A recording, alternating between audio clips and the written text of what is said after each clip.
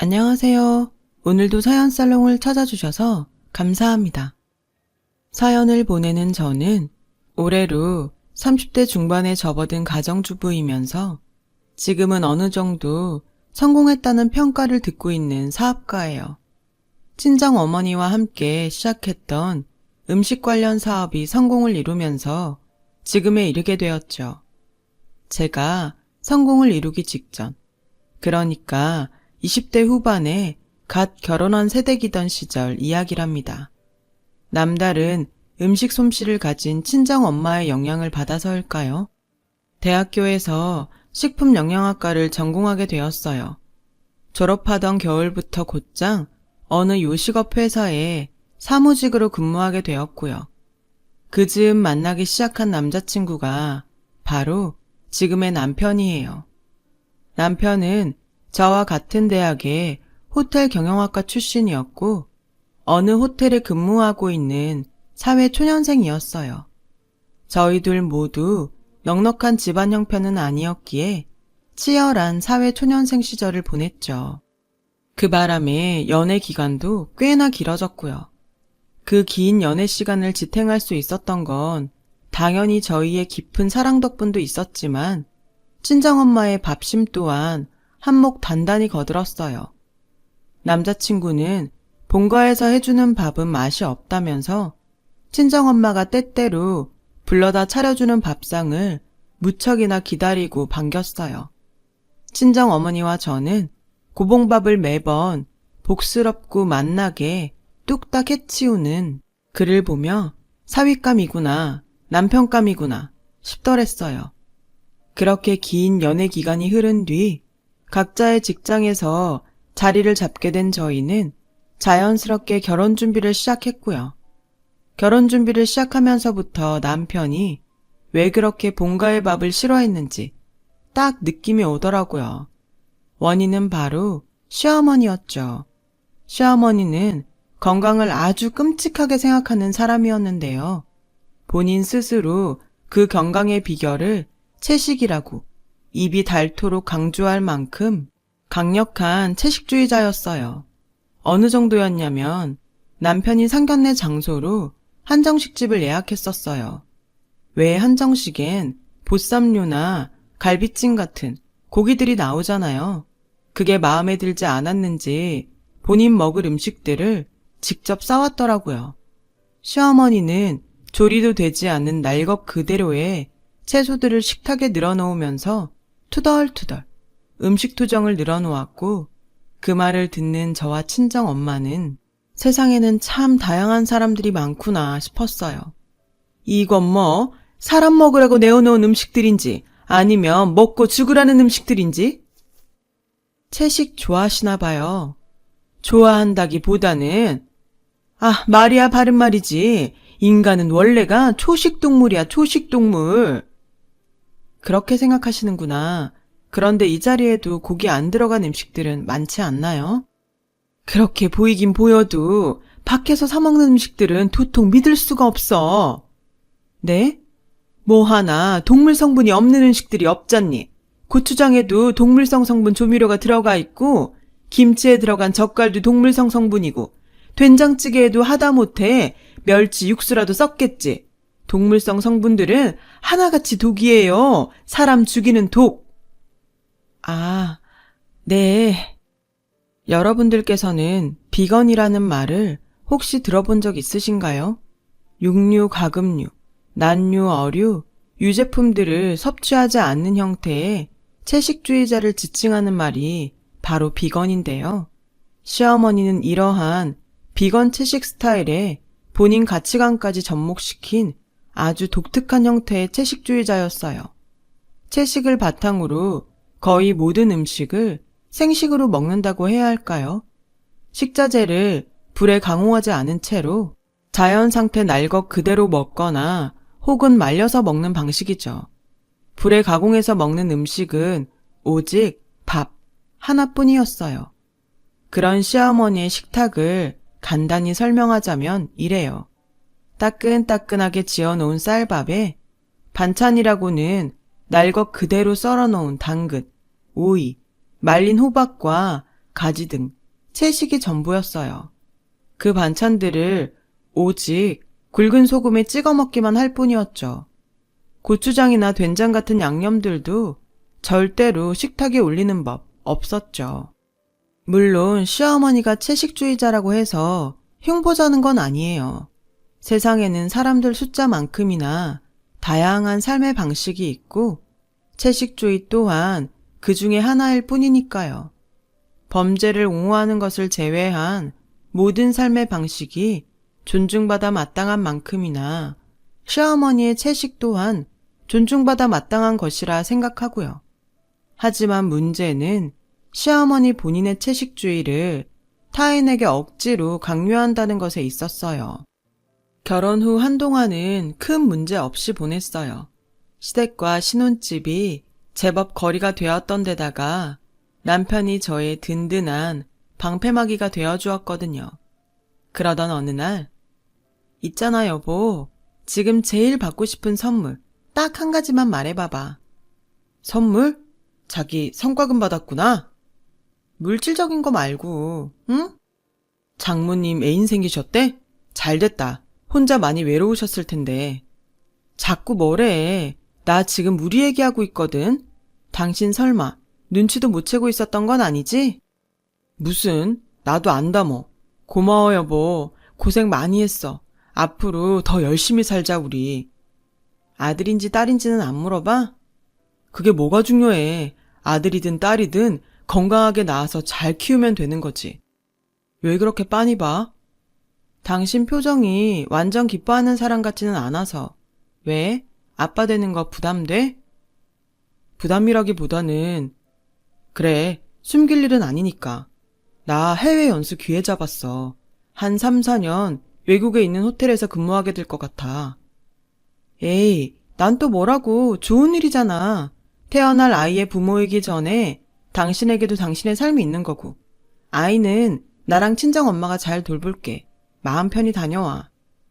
얘기는 고마운데 난 자꾸 우리 엄마가 걱정돼가지고. 시어머니가 왜? 채식? 걱정하지 마. 설마 임신한 며느리한테까지 강요하겠어? 그래도 마음이 좀... 정말 괜찮겠어? 진짜지 그럼. 내 가정은 내가 지킨다. 와이프 믿지? 남편은 그렇게 저희 전폭적인 지지를 받으며 해외 연수를 떠났습니다. 혼자 남겨진 저는 임산부로서 그리고 사회인으로 최선을 다했어요. 그러던 어느 날 저는 뜻밖의 진단을 받게 되었어요. 유산 위험이 있다는 진단이었는데요. 다행히 큰 위험은 아니었어요. 다른 임신 초기의 임산부들보다 아주 조금 위험이 높을 뿐 정상적인 생활에 지장을 주거나 크게 신경 써야 할 정도는 아니었어요. 하지만 호시탐탐 저에게 희한한 형태의 채식을 전파할 기회만을 노리고 있던 시어머니에게는 약간의 유산조짐이 있다는 소식이 빌미가 되어버렸던 모양이었죠. 제가 진단을 받아들기가 무섭게 저를 시댁 식탁에 불러다 앉히더라고요. 그 식탁에는 당연하게도 시어머니 스타일의 채식 식단이 차려져 있었고요. 사부인 통해서 얘기 들었다. 유산조짐이 있다지? 다행히 심각한 정도는 아니래요. 몸에 무리가 갈 만큼 격렬한 운동 같은 걸 당분간 삼가하라는 얘기였지 약을 먹는다던가 치료를 받아야 한다던가 하는 정도는 아니라네요. 땡! 그게 어미 될 사람 입에서 나올 얘기야? 네? 솔직히 태아가 위험한 상태인 것이 다 누구 때문이니? 다 너 때문이잖아. 혹시 지금 제가 음식을 함부로 먹어서 그렇다는 얘기를 하시려는 건가요? 당연하지. 인간은 원래가 채식동물인데 동물성 성분을 함부로 섭취하니까 유산 위험이 안 생기고 배기겠냐. 그 말이다 내 말이. 어머니, 사람이 건강하게 살아가기 위한 필수 영양소라는 것이 있는데요. 시끄럽고 오늘부터 매일 저녁은 여기 와서 먹거라. 잠깐만 제 얘기를 들어주시면 식단도 내가 다 짜놓았으니 가져가서 꼭 지키거라. 지키는지 아닌지 수시로 검사할 테니 그리 알고 명심해. 동물성 조미료나 육수 같은 것도 안 된다. 동물성 식품은 사람에게는 독이야. 다시 말씀드리지만 저는 시어머니의 채식을 존중해요. 하지만 그걸 저에게 무턱대고 강요하는 것까지는 도저히 존중할 수가 없더라고요. 저 식품영양학과 나왔잖아요. 시어머니의 식단에는 필수 영양소가 굉장히 많이 결핍되었다는 걸 모를 리가 없잖아요.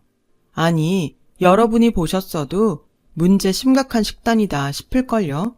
심지어 저는 임산부잖아요. 보통 사람들보다 훨씬 잘 챙겨 먹어야 하는 임산부요.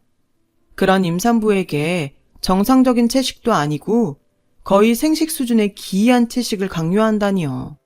그러거나 말거나 시어머니는 본인의 채식 스타일을 자꾸만 저에게 강요했어요. 저 또한 시어머니가 그러거나 말거나 저녁 밥만 시댁에서 채식으로 먹는 척하면서 다른 끼니는 영양분이 골고루 들어간 건강식을 꼬박꼬박 챙겨 먹었죠. 시댁에서의 저녁 식사 자리나마 시어머니의 채식에 맞춰주는 척했던 이유는 간단했어요. 아무리 걱정할 정도의 위험은 아니라지만 어쨌거나 유산의 조짐은 썩 달가운 소식은 아니니까요. 행동 하나하나 신경 쓰이는 상황에 시어머니와의 마찰로 인한 스트레스까지 받을 수 없다는 생각이었어요. 참 다행스럽게도 친정어머니가 저와 태아의 건강을 지키는데 아주 큰 도움을 주었죠. 친정엄마는 임산부 딸을 위해 매일같이 새로운 반찬을 해다 주셨고 저는 맛도 좋고 영양소도 풍부한 친정엄마의 음식 덕분에 유산 위기를 극복해 나갈 수 있었어요. 하지만 시어머니도 부모다 생각하고 솔직하게 털어놓으렴. 네? 낮에 고기 먹었니? 무슨 말씀이신지. 무슨 말씀이기는 너한테서 고기 냄새가 나서 하는 말씀이지. 순간 저는 기겁을 하고야 말았어요. 시어머니가 초능력자인가 싶었어요. 그날 점심에 소고기 뭇국을 먹었거든요. 그런 저의 표정을 읽었는지 시어머니의 호통이 이어졌어요. 네가 이럴수록 아이의 건강을 해치는 길이라는 것만 알아둬. 명색이 애미가 돼가지고 뱃속에 태아를 죽이는 꼴이야. 아무리 그래도 말씀이 너무 심하시네요. 정작 태아의 건강을 해치고 있는 사람이 누군지도 모르면서. 더 말할 것도 없다. 이대로 유산하는 꼴을 잠자코 지켜보느니 옆에 바짝 붙어서 직접 돌봐주는 수밖에. 시어머니는 그 길로 짐을 바리바리 챙겨 시댁을 나섰어요. 잠시 후 시어머니가 저를 이끌고 도착한 곳은 황당하게도 저의 신혼집이었어요. 제가 뭐라 말할 겨를도 없이 시어머니는 당연하다는 듯이 안방에 짐을 풀었고 저는 졸지에 작은 방으로 밀려난 신세가 되었어요. 제일 큰 문제는 시어머니의 기이한 채식 강요로부터 벗어날 방법이 완전히 사라졌다는 것이었죠. 한 집에 살게 되었으니 아침과 저녁 식사를 함께 하는 건 당연했고 그나마 회사에서 먹는 점심마저 시어머니가 도시락을 싸주겠다며 나섰으니까요. 그 도시락은 물론 쌀밥을 제외한 모두가 생식 스타일의 채식 도시락이었어요. 시어머니를 어느 정도 맞춰드려야지 했던 처음 생각과는 다르게 시어머니와 함께 지내는 모든 순간이 저에게는 고통과 스트레스, 그 자체인 시간들이게 된 거예요. 집에 있는 모든 시간에 저의 곁에 딱 달라붙어 채식 공부를 시켰어요. 식품 영양학 전공자인 저로서는 동의할 수 없는 내용들이었고요. 하다 이대로는 안 되겠다 싶었던 저는 결국 시어머니에게 맞서기로 했어요. 이렇게까지 하시는 이유가 뭔데요? 어머님도 들어서 아시잖아요. 유산 위험은 넘겼다는 거. 누가 그러디? 다 괜찮아졌으니 안심해도 된다고. 내 눈에는 하나도 괜찮을 것 없는데? 누가 그러긴요. 같이 산부인과 가서 들었잖아요, 분명. 왜요? 말도 안 되는 채식 강요하겠답시고 이제는 전문가인 의사까지 거짓말쟁이로 만들려고요? 넌 애가 꼭 그러더라. 한마디를 하면 두 마디를 알아들어야지. 한마디도 제대로 알아듣지를 못해. 제가 못 알아들은 얘기가 뭔데요, 도대체? 육식 성분은 독이야. 네 입으로 들어간 독은 고스란히 태아에게 축적된다. 육식 성분은 절대로 독 아니고요. 제 입으로 들어간 영양소가 태아에게 전해지는 건 맞지만 애초에 독이 아닌데 문제될 것도 없잖아요. 오히려 필수 영양소를 충분히 섭취하는 게 중요하지. 사람은 원래가 채식동물인데 육식 성분이 왜 독이 아니니? 대답해봐. 과학적 역사적으로 따져봐도요. 사람은 채식동물이 아니라 채식, 육식 함께하는 잡식성 동물이에요. 그 사실이 그렇게 싫으면 채식동물 혼자 지키면서 사시면 된다니까요. 강요하지 말고. 일 없다. 내 너를 꼭 채식주의자로 개조시키고야 말 것이야. 우리 손주를 위해서라도 그렇게 해야겠어. 막말로다가 너한테 쌓인 독과 같은 육식 성분이 모유에 고스란히 남아서 우리 손주한테 갈 텐데 친할머니 입장에서 그걸 어떻게 보고만 있다든. 어머님! 난 말이다. 우리 손주가 태어나면서부터 채식주의자이면서 몹쓸 육식 따위는 모르는 올바른 삶으로 이끌고 싶어. 그게 내 솔직한 진심이다. 나 원참. 그쯤 해서 저는 할 말을 잃고야 말았어요. 아니 제가 술, 담배라도 하고 다니면 또 몰라요. 기껏해야 과학적으로 밝혀진 진실에 따라 필수 영양소를 골고루 섭취하며 태아와 저의 건강을 돌보겠다는 거잖아요. 아이가 태어난 다음에도 그래요. 어린아이가 건강하게 성장하기 위해서는 필수 영양소의 섭취가 얼마나 중요한데요. 그래서 요즘 절에서조차 꼬꼬마 동자 스님에게는 일부러라도 고기를 먹인다고 하는 거고요. 그런데 시어머니이면서 친할머니 될 사람은 입만 열었다 하면 채식 만세, 인간은 채식동물, 육식 성분은 독, 이러고 앉았으니 거기다 대구선 제가 무슨 말을 더 하겠냐고요. 속위에 경읽기도 정도가 있는 거고 떠들어봤자 제 입만 아플 뿐이죠. 그렇게 한동안 다툼의 날들이 이어졌어요. 제가 시어머니께 시댁에 돌아가라고 넌지시 얘기를 꺼내보았자 역시나 씨알도 먹히지 않았죠. 그러는 사이 저의 식단은 온통 기이한 채식투성이었고요. 꽤 긴 시간 제대로 먹지 못한 데다가 극심한 스트레스까지 겪어버린 저는 결국 회사에서 근무하던 중에 쓰러지고야 말았어요. 쓰러진 원인은 당연히 영양실조와 극심한 스트레스, 무엇보다 충격이었던 사실은 저의 영양실조로 인해 태아가 전보다 훨씬 큰 유산 위기에 놓여버렸다는 것이었어요. 산부인과 의사로부터 진단을 듣는 내내 저의 뇌리에는 섬뜩한 생각이 스쳐가더군요. 이대로 시어머니가 곁에 있으면 나와 태아에게 똑같은 위협이 언제든 다시 닥쳐올 수 있겠구나. 아니, 분명히 닥쳐올 것이다. 무사히 출산을 마친다 하더라도 시어머니가 나도 모자라 아이에게까지 기이한 채식을 강요할 테니 아이의 건강에도 위협이 되겠지. 그래서 저는 시어머니를 저와 태아의 곁에서 떼어놓기로 결심했어요. 그런데 저와 친정엄마가 그 결심을 되새기며 집으로 돌아오던 순간 저희 모녀야 앞에는 충격적인 광경이 펼쳐졌어요. 친정엄마가 임신한 딸을 위해 냉장고에 가득 채워놓은 음식들을 시어머니가 동네 떠돌이 개밥으로 주고 있더군요. 그냥 음식도 아니고 친정엄마가 밤을 새워가며 만들어다 주신 정성 그 자체인 음식들을요. 저는 결국 격분하고야 말았어요. 지금 무슨 짓을 하는 건지 알고는 있으세요? 이깟 독쓰레기들 개밥으로 버리고 있잖니. 왜? 그게 문제라도 된다든? 그 음식들이 어떤 음식들인지는 관심도 없죠? 넌 배운 만큼 배웠다는 애가 말이 참. 입은 틀어졌어도 말은 똑바로 하렴. 이게 어딜 봐서 음식이니? 아, 진짜. 그래요, 채식주의자? 좋죠. 그게 뭐 나쁜가?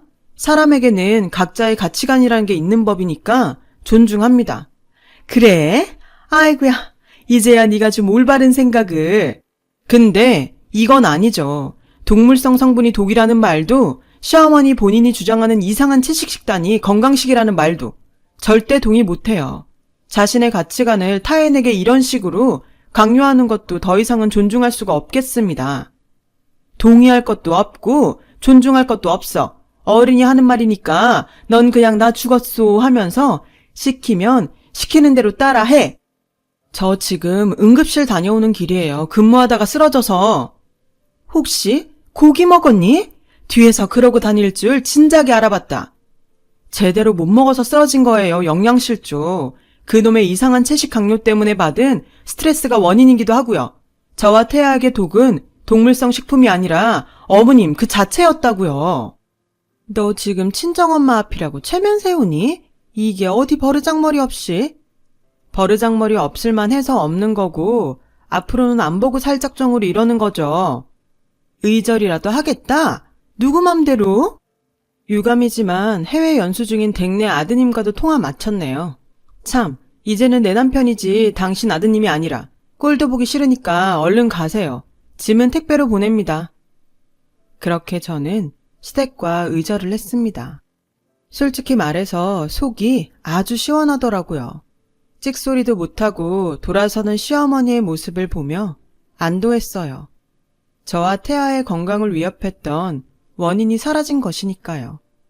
그런 저와 태아를 위해 친정엄마는 무척이나 애를 쓰셨어요. 못된 시어머니 대신 신혼집에 들어와 삼시세끼 맛도 좋고 영양가도 풍부한 음식을 해주셨죠.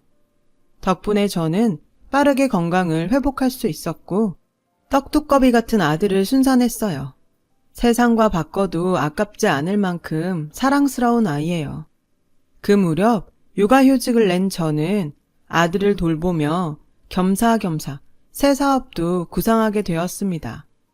친정어머니의 음식 솜씨를 활용한 식품 제조업이었어요. 역시나 친정어머니의 음식 솜씨는 참 대단한 것이더군요. 친정엄마의 레시피를 활용해 시작한 식품 제조업은 그야말로 대박이 났어요. 첫째 아이가 2돌을 맞이할 즈음에 이미 몇몇 급식소에 납품 계약을 체결했고 작은 공간에서 시작했던 사업은 순식간에 공장을 차리기까지 이르렀어요. 그렇게 저와 친정어머니는 한동안 사업 확장차 출장을 연달아 다니는 분주한 일정을 보내게 되었어요. 얼마 뒤 모든 출장을 마친 저와 친정어머니가 오랜만에 공장으로 돌아오던 날, 저희 모녀는 황당한 상황과 마주했습니다. 아니 글쎄 공장에 새로 들어온 구내식당 직원들 중에 의절한 시어머니가 섞여 있더라고요. 시어머니도 놀라기는 마찬가지였는지 저에게 먼저 말을 걸어오더군요. 그렇게 보지 말거라. 너 있는 회사인 줄은 몰랐어. 오늘이 처음 나온 참이고. 여기 회사잖아요. 제가 사장이고요. 말을 가려주시죠. 에이, 같이 보낸 정이 있는데 뭘 또 그렇게까지. 공과 사 정도는 구분해달라는 말이에요. 저희 엄마와도 회사에서는 서로 존대합니다. 아무튼 일단 일 보고 계세요. 자세한 내용은 직원들한테 들으면 되니. 말도 섞기 싫다 이거니? 못 들으셨어요? 제가 사장이라고요. 말도 섞기 싫다는 건가요? 인사 관련해서 인사 담당자에게 묻겠다는 겁니다. 그러니 일단 일 보고 계세요. 저는 그 길로 인사 담당 직원에게 시어머니의 일을 물었어요. 저와 친정엄마가 출장에 바쁜 사이에 진행된 채용건이었고 인사 담당도 당연히 그 사람이 시어머니인 줄은 몰랐죠. 저와는 의절한 사이라는 건 더더욱 몰랐고요. 시어머니의 거취를 두고 짧은 고민을 시작했습니다. 시어머니가 극단적인 채식으로 인해 건강이 아주 심하게 상해버렸고 많지도 않던 재산이 치료비로 홀라당 싹 까먹어버린 신세가 무척이나 처절해 보였거든요. 처량한 신세의 사람이 시어머니이기에 측은지심이 들었던 것이 아니라 이미 채용되어버린 직원인데다가 사정까지 딱한 직원을 모질게 해고해버릴 만큼 악덕사장은 아니거든요. 제가 직원을 바로 해고해버린다면 인사 담당 직원 체면도 깎여버리는 일이기도 했고요. 그래서 아마도 시어머니가 조용조용 일만 잘해주었더라면 회사 사장으로서 고용을 유지하는 선택을 했을지도 모를 일이었죠. 하지만 시어머니가 첫 출근을 한 지 얼마 지나지 않아서 직원들로부터 불만사항이 접수되었어요. 구내식당 밥맛이 영 이상해졌다는 거예요. 컴플레인을 접수한 저는 곧장 구내식당의 음식 맛을 점검했죠. 아, 이건 시어머니의 지시겠구나. 감이 딱 오더라고요. 그래서 시어머니를 회사 밖으로 불러내었어요. 구내식당 음식 레시피 건드리셨죠? 무슨 얘기라는 거니? 아니, 무슨 말씀이신지요? 회사 바뀌니까 말씀 편히 해도 되고요. 속일 사람은 속여야죠. 음식 맛만 보면 딱 아는데. 그러니까 있잖니. 아니 난 그냥 우리 직원들이 먹는 음식만큼은 건강했으면 하는 마음에서. 구내식당 음식이 어디가 어땠는데요? 육식 성분은 독이다? 아무래도 그렇지. 그랬어요. 구내식당의 음식 맛이 변했다는 컴플레인의 원인은 바로 시어머니였죠. 시어머니가 구내식당 레시피에 슬쩍슬쩍 손을 댔더라고요. 고깃국에 고기를 빼놓는다거나 김치에 들어가는 젓갈을 일부러 넣지 않는다거나 육수 대신 맹물을 사용했다거나 하는 식이었어요. 그러니 음식 맛이 제대로 나지 않을 수밖에요. 더욱이 기분 나빴던 건 구내식당의 식단은 회사에서 가장 중요한 것들 중 하나라는 사실이었죠. 음식 만드는 회사에 구내식당 식사가 변변찮으면 직원들 사기가 많이 떨어질 테니까요. 저희 회사가 식품회사니까요. 그래서 친정어머니의 음식 솜씨를 바탕으로 제가 식품영양학 전공까지 살려가며 맛과 영양 모두를 만족시킬 수 있도록 신경 써왔던 구내식당이었거든요. 하지만 저는 일단 화를 꾹 참았어요. 그리고는 회사의 창업주이자 사장으로서 시어머니에게 마지막 기회를 주기로 마음을 먹었어요. 좋아요. 지난 일은 없던 것으로 해드리죠. 그래 주겠니? 대신 조건이 하나 있습니다. 조건? 어디 말해보렴. 일만 계속할 수 있다면야 틀어주고 말고. 구내식당 레시피에 손대지 마세요. 채식주의를 다른 사람에게 강요하지도 마세요. 어머님의 가치관을 존중해 드릴 테니 다른 사람들의 식습관 또한 존중해 달라는 말입니다. 그럴 순 없지. 조건을 들어주실 수가 없다고요? 아무리 직원들끼리만 먹는 구내식당이라지만은 참된 현대인 입장에서 독인 것을 독이 아니라 할 수는 없다. 내 손이 닿는 이상 동물성 성분은 절대로 용납할 수 없어. 알겠습니다. 그렇다면 이 자리에서 해고 처리하는 것으로 하죠. 인사팀 직원에게 가셔서 해고 처리되었다 말씀하시고 적법한 절차 안내받으시면 되겠네요. 해고로 인해 회사가 져야 하는 책임이 있다면 하나도 빠짐없이 모두 지겠습니다. 에이, 또 그렇게 모질게 굴 것까지야. 아닌 말로다가 나 여기 아니면 갈 데가 없어요. 이 나이에 취직 자리라고는 식당 아르바이트가 전부인데 그나마도 녹록치가 않아요. 왜 녹록치가 않을까요? 뻔하죠. 그 식당들에서도 그 말도 안 되는 채식이 어쩌고 저쩌고 그렇게 하다 쫓겨났을 거 아닌가요? 유감이지만 저희 회사도 마찬가지입니다. 음식 가지고 장난치는 사람을 구내식당에서 고용할 수는 없으니까. 결국 시어머니는 그 자리에서 해고 처리되었고 저희는 긴 악연의 마침표를 찍게 되었어요. 그렇게 지금 30대 중반에 접어든 저는 시어머니의 채식 강요로부터 지켜낸 첫째 아이와 그 이후에 태어난 둘째 아이를 건강하게 잘 키우고 있답니다.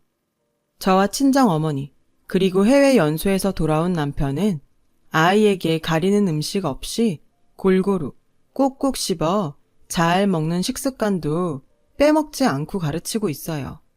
사업은 음식 납품하는 급식소를 더 늘리기 어려울 만큼 번창했고요. 시어머니는 어떻게 되었냐고요? 식당 아르바이트를 여기저기 전전하며 입에 겨우 풀칠이나 하고 다닌다는 풍문이에요. 심지어 그 식당들에서도 손님들에게 극단적 채식을 강요하다 쫓겨나기 일쑤인 신세라더군요. 신혼집에서 한 번, 회사의 레시피에 손댔다가 또 한 번, 그렇게 2번씩이나 쫓겨난 데다가 심지어 겨우 먹고 사는 신세가 되어서조차 그 버릇을 못 고쳤다니. 참, 이래서 사람 쉽게 안 변한다고 하는 모양입니다. 어떤 잘못된 믿음은 자신 말고도 주변 사람들까지 병들게 할 수 있다는 것이 무섭기도 했어요. 저도 제 가족과 자신, 회사를 위해서 건강한 정신과 건강한 육체를 가질 수 있도록 노력하면서 살아야겠어요. 저희 사연은 여기까지입니다. 들어주셔서 감사해요. 맛있고 건강한 하루 되세요. 여러분, 사연 댓글에 응원과 현명한 조언 부탁드려요. 좋아요와 구독은 저에게 큰 힘이 됩니다. 오늘도 좋은 일 가득하세요.